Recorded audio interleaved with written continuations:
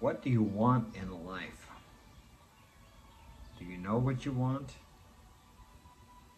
If you know what you want, you have to ask yourself this question.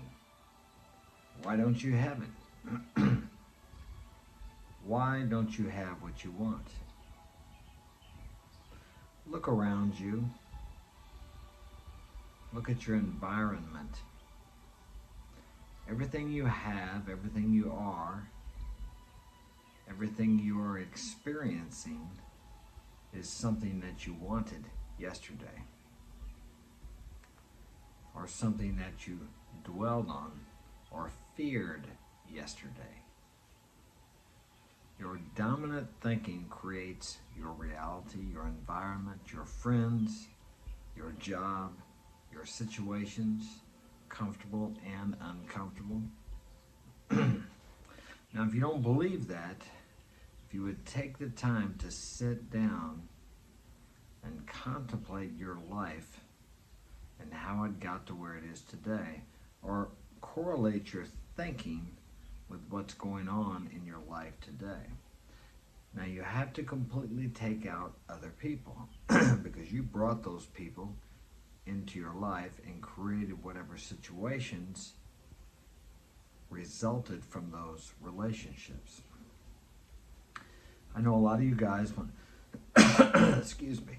I know a lot of you guys want to blame her, whether it's your wife, your girlfriend, your ex-wife, your ex-girlfriend, maybe your mother, for where you are today. And that's fine if you want to do that, but that's never going to progress you to where you want to be. When someone asks you what you want in your life, for example, what kind of woman do you want?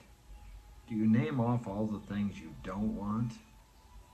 If you do, you're focusing on what you don't want, and guess what you're going to attract into your life? Exactly what you don't want.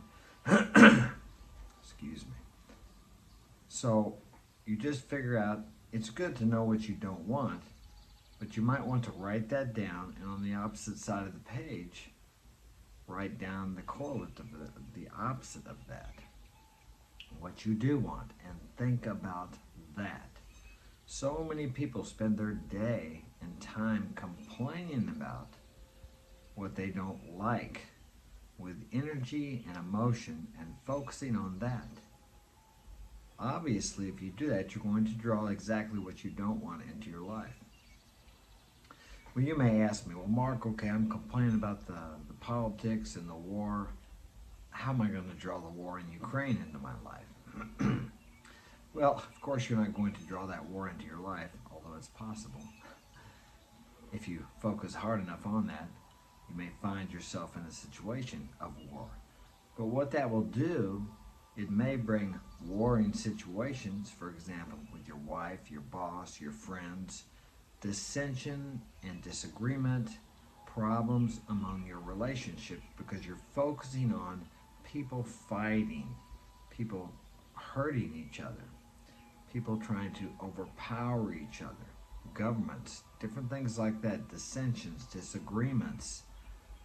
These things you're focusing on will be drawn into your life.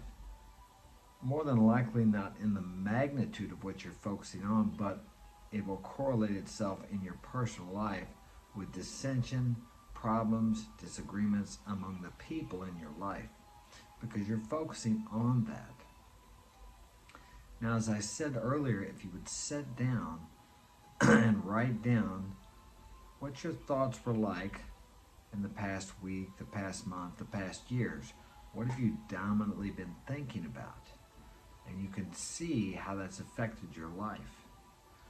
But as I said, it may not have brought exactly the same thing. If you're constantly focusing on how bad the president is, and I'm not into any political, I'm not saying he's good or bad, I'm just saying, for example, and complain about him every day, and thinking he is the problem, he is why you don't have this, or you don't have that, or the recession, or the inflation, or whatever you're focusing on, you will experience more of that in your life. I notice some of the prices are higher than they were. Some of the materials I buy are almost Actually, I can think of some stuff that actually has doubled in price over the last year. I'm fortunate, I'm an entrepreneur, I can pass it on to the client, and a lot of my clients, if not the majority of them, are multimillionaires, so I'm not affected, I'm not as affected by that as some people who work a 9-to-5 job. Now, if you're in that situation, you can change that. And you might say, oh, Mark, I've been working here for 20 or 30 years. I can't get it. I'm 50 years old. I can't learn anything new. That's a bunch of bull crap. I'll be 63 in June. That's an excuse. That's all it is. I'll be 63 in June. I started this YouTube channel about 3 years ago, I think. I didn't know anything. I didn't know what a thumbnail was, a hashtag. I learned. My children taught me. Other people taught me. I ask people for help. I've taught my sons how to paint, because I have a painting company, painting and restoration. They're learning from me. You're never too old to learn. What is the old saying? You can't teach an old dog new tricks. That's bullcrap, unless you believe that.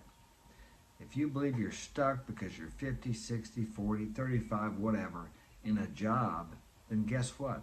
You're stuck in that job. Is that a reality? Yes, it is for you, because you believe that. And you will take actions congruent with that belief. I don't believe that. I believe my possibilities are unlimited. I can do whatever I want to, whatever I desire to do. Now, I'm no different than you. You have the same capabilities as I have. You're limitless, just like I am. But you're limited by the limits you set upon yourself. You say, oh, Mark, I've tried, and it just doesn't work out for me. I tried that thinking my way into this or into that. You've tried it? How long did you try it for? How long did you try thinking positively, thinking about what you want? And if you did do it for a period of time, did you cut out the negative talk, the criticism, the gossip, the backbiting, the complaining? Because if you didn't, that will neutralize any kind of positive thinking or thinking in the direction you want to go. Because whatever you think about someone else, or whatever you say about someone else, you just as well be saying it about yourself. Because it comes right back to you. Now, you may not experience it in the moment, but whatever you say or think about others, you just as well be saying it about yourself. What's the saying? It's none of my business what you think of me. It's only my business what I think of you and what I think of myself. It's just as important what I think of you as it is what I think of myself, because what I think of you is a direct correlation, or actually impacts me. Let's say I think you're stupid. Just well be saying it to myself, because that's what it is. Whatever I think of you is going to impress itself upon me. And as a matter of fact, I couldn't see it in you unless I was that, or I felt that within myself. If I say you have low self-esteem in a way that's derogatory, or emotionally I say it where it's like, yeah, that guy's got low self-esteem, I guarantee you I have the same thing, because I spotted in him with an emotion, with a strong emotional feeling. If I feel it, it's one thing to say, okay, yeah, it seems like he's got low self-esteem. And you're just saying it in a matter-of-fact way. But if you say it in a way that touches you emotionally, it actually makes an emotional response in you, there's a real good chance that what you're seeing in him is in you also. But you don't want to look at it. But you can sure see it in him. He's just reflecting back to you what you have in yourself. So all these things need to be taken into account. I've said this before. Today, start today. Think about what you're thinking about. And if you can't remember, write it down, journal it down. And then at the end of the day, look at that. Is this what you want to bring into your life? Most people think, well, I think about money all the time, and I talk about money all the time, and I'm not getting any more money. Well, what are you saying? I can't afford this, that's too expensive, always more month than money. Money doesn't grow on trees. We're not the Rockefellers. And all kinds of these things we've heard as we were growing up. We repeat them over and over. They become beliefs. There's never enough. There's always enough. There is no lack. Lack was created by man. There's plenty for everyone in the world. Now, does that mean there's not people starving in the world? Yes, there is, because of man's greed. And if you live here in the West, in the U.S., if you're not making it, it's because you don't believe you can make it. Because there is such an opportunity here. We have never in the history of the world had an abundance like we have here, to the point where people are eating themselves to death. With the obese and overweight statistic, and it's like 70%. We have so much food and there's so much abundance, and it's so prosperous here that you actually have to put out an effort not to get fat. Now, that's a first. Never in the history of the world has there been such a prosperous country as ours. And never in the history of the world have people actually around the world had such an abundance as we have now. Even though the scientific experts were predicting a famine. I think in the 70s or the 80s they were predicting by now we would have a famine. Well, quite the opposite is true. So when you look around and you see this, when you look around and you see everyone, or the biggest majority of people being overweight and obese, realize that that is a witness to the prosperity and abundance of the country you live in. Because food is a necessity. For thousands of years, people just made it day by day looking for food so they could survive.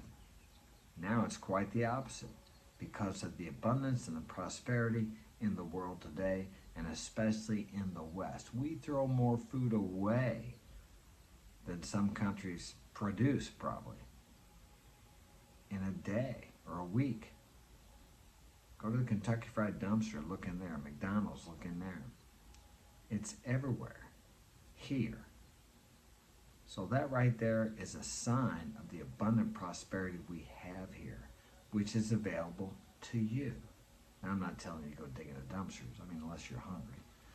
The point I'm making is, if you're thinking lack, there is anything but lack here in the U.S. But if you believe that, that's all you're going to see, and that's what you're going to think about, and that's what you're going to talk about, and that, my friend, is what you will bring into your life. So turn that around and start seeing the abundance that is here. And thus, abundance will be brought into your life when you focus on that. So the moral of the story is, today, focus on what you want. Think about what you want. Talk about what you want to eliminate lack from your life and create abundance, because it's all around you. That's it. I'm going to work today, and I am looking forward to it. Take care. Have a wonderful day.